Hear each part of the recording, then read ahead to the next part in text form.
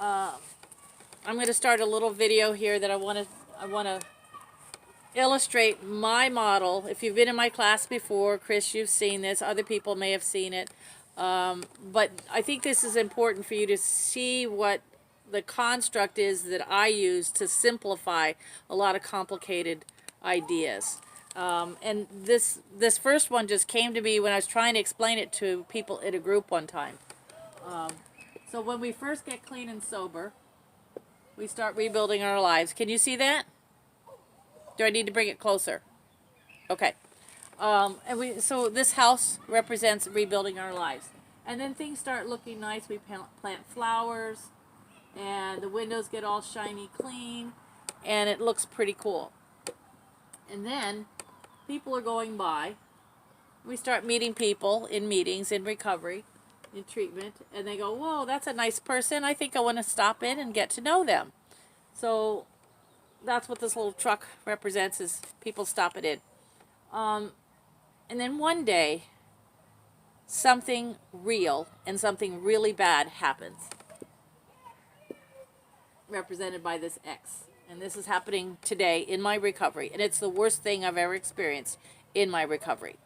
And all of a sudden I realized that some of the people that I thought were going to stick around suddenly take off. And I don't know why. It's like, why did I lose this support? Well, what I don't know is my house stinks. Okay? My behavior's gone sideways. I'm doing old stuff. I'm getting really sarcastic and mean, or really clingy, or really distant. And what I don't know is, down below the house, there are old memories, old traumas, old resentments, all that old stuff that looks the same, it tastes the same, it smells the same, it sounds the same, but it's not the exact same incident. And so instead of feeling just this that happened, I'm actually feeling all of these ghosts of old resentments, old traumas. And so what's happened is all of that has backed up in my basement. And my basement is literally full of sewage. Okay? Now what happens if I decide I'm going to go down here all by myself and clean this up? What's going to happen? Get stuck. You drown. You drown in what? Shit.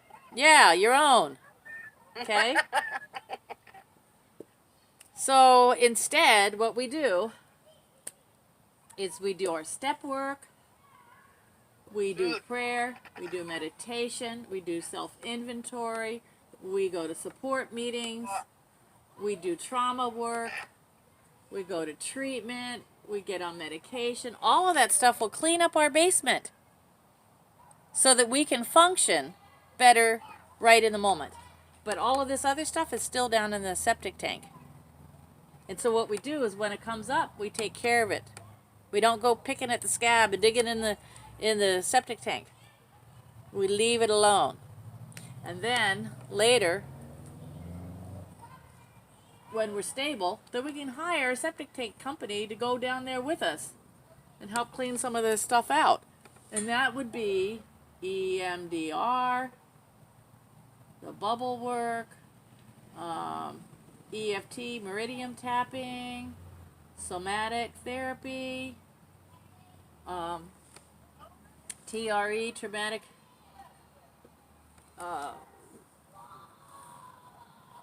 TIR, sorry, traumatic incident reduction.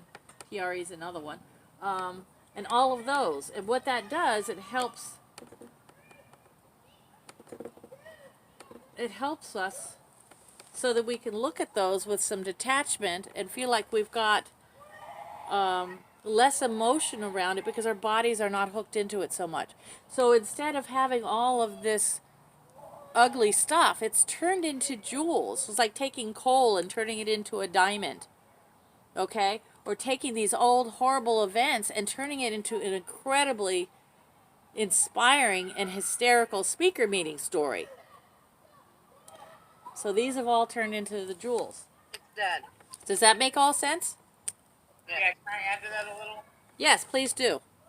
So I feel like I can explain it like this, like the red light theory. You know, every time I'm late for work, I catch every red light, and you know, people have studied that, and college kids abroad everywhere have sat down and done the tests, and you don't catch every red light every time you're late for school. It just seems that way because you're looking for it, and when you get advanced and past what you're talking about, it's it's difficult, but to go back and look at your childhood, if it wasn't super, super bad, or, you know, everybody has a different idea what their childhood was like. You know, being traumatized a few times in your childhood, we sort of just think about that and Yeah. the bad things that happened. Yeah. And what we do, the work that we need to do is go back and say, maybe I got slapped upside the head by my stepdad, but I went to 47 birthday parties, met 28 friends, learned 150 things at school, but I didn't pay attention to any of that because all I was focusing on was trauma. So if we can go back and do that work and think about the things that happened in our lives that were positive that we don't even remember because we're not thinking about that. We're focusing on the shit. If we can do that, then that's real work. That's advanced work right there. That's it exactly, Chris. And so what we've got is not only does that old stuff turn into jewels, but we find there are jewels buried underneath of that we've forgotten. And that's the advantage of doing trauma work like the bubble work, is because those jewels are shining down there. We just need to remember that they're there. So thank you for that, Chris. That's a really important piece to this. Okay, next one. Next model.